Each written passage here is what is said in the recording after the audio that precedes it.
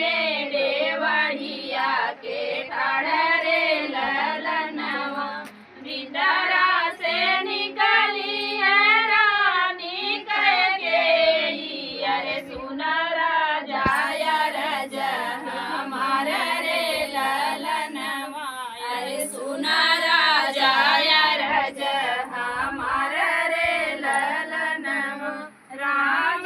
के तिलक भरत के लगावा अरे राम के बेजबन बसरे ललनवा अरे राम के बेजबन बसरे ललनवा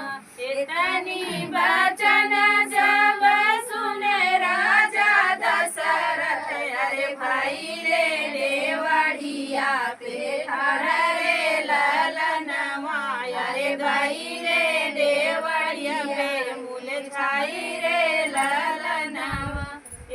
सन मगन काहे मांगू मोरी रानी अरे मांग्यू करे जवान मार रे ललनवा अरे मांग्यू करे जवान मार रे ललनवा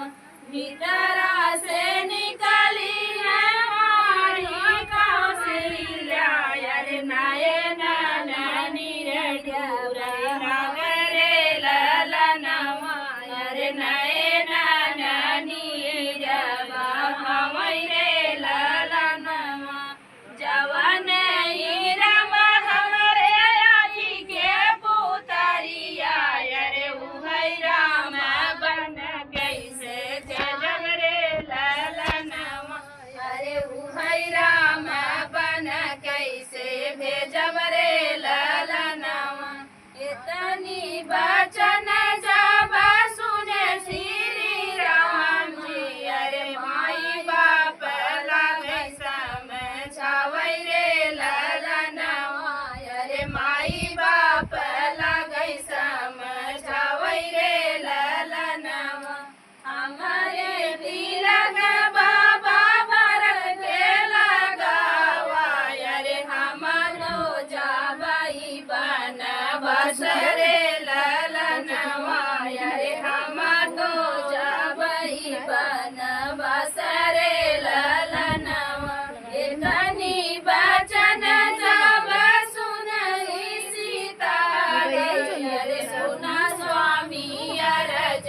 हमार रे ललनवा अरे सुना स्वामी अरज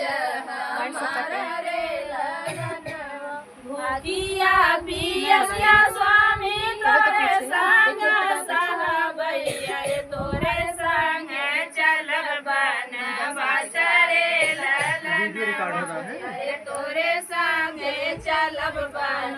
बसरे ललनवा आगे आगे राम चला पीछा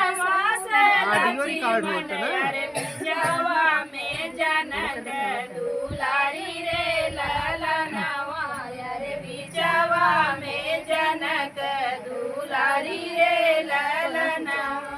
माई बाप रोवाई घर के भीतरिया